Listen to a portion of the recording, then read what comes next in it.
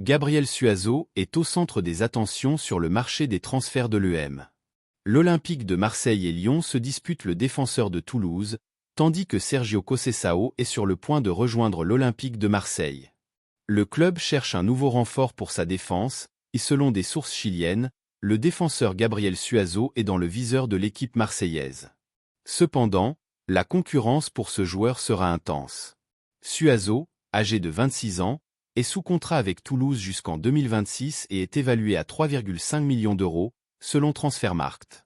La saison dernière, il s'est distingué en marquant 2 buts et en fournissant 4 passes décisives, démontrant ainsi son potentiel défensif et offensif. D'après le journaliste chilien Rodrigo Lopez, Suazo croit qu'il peut franchir un grand pas dans sa carrière en France. Cependant, les négociations ne seront pas faciles pour les dirigeants marseillais. Se préparant pour la Copa América, Suazo a commenté la fenêtre de transfert. Beaucoup de choses peuvent être dites, mais je reste calme et concentré sur ce qui est vraiment important, l'équipe nationale et ma préparation pour la Copa América. Suazo portera-t-il le maillot bleu et blanc la saison prochaine? Laissez-nous un commentaire et dites-nous ce que vous pensez de cette possible signature. Par ailleurs, Sergio Conceição est en négociation avancée avec l'Olympique de Marseille.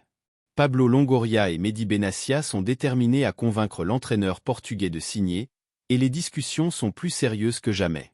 Tout indique que les négociations vont s'intensifier dans les prochains jours. Conceição est connu pour son approche directe et transparente, comme l'ont confirmé ses anciens collègues. Récemment, Siramana Dembélé, l'un des assistants de l'entraîneur, s'est entretenu avec Mesut Bol pour dissiper les rumeurs de tension entre Conceição et son équipe. Sergio n'a jamais trahi personne. Il a toujours été très direct et honnête. Lorsque nous étions au FC Porto, il a toujours veillé à ce que les assistants bénéficient des mêmes avantages, allant même jusqu'à réduire son propre salaire pour cela. Cette fois-ci, ce n'était pas différent, mais cela ne s'est pas concrétisé parce que Pinto da Costa a perdu l'élection. Maintenant, Conceição cherche à entamer un nouveau cycle, et l'Olympique de Marseille pourrait être le cadre idéal pour cela.